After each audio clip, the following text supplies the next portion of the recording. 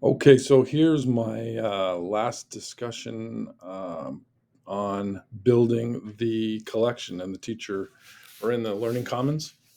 So I use Sway to put this one together. So the first thing a teacher librarian should do, I think, is to ask the expert. And so the expert would be the person who used to be the teacher librarian. So the first thing I did is speak with the teacher librarian at my school who retired in June. He had spent years in the Learning Commons and he was very proud of the way it was set up. And so speaking with him was an invaluable help. He spent a few hours going over everything that he felt was important. And so by allowing him to highlight his favorite aspects of the Learning Commons, I was able to get a better understanding of how he set it up, why he set it up that way, and what kinds of resources he was most interested in adding. So then I've got a better understanding really of what I'm walking into. As far as the content, how do I find out more about the collection that we have? Well, you want to check and see if there's a catalog or a list available. In my case, there is. I've got a USB folder containing the entire school collection. Our teacher librarian was kind of intense, and he had cataloged everything by hand. So that's pretty helpful.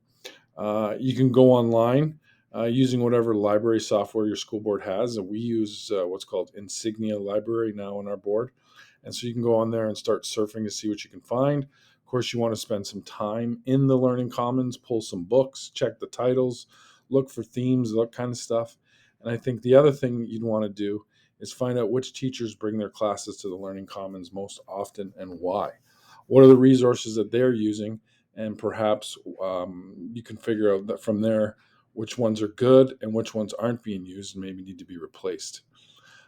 As far as collaboration goes, Learning Commons is a place where everyone should feel like they belong. So it's critical to work with the rest of the school community and make sure this is the reality.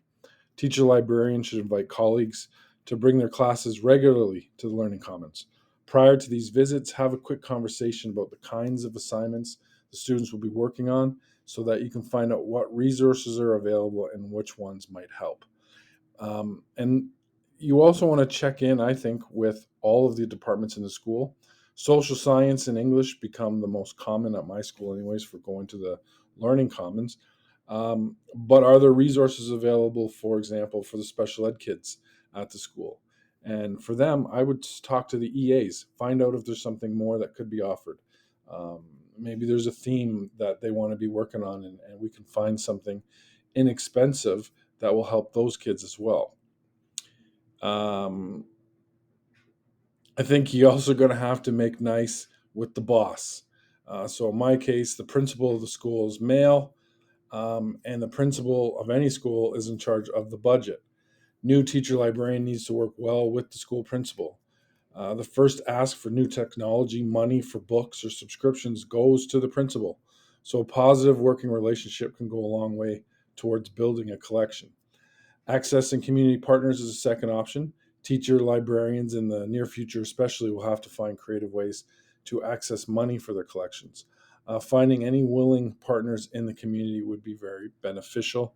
And we did see a few resources in the modules that could help with that as well.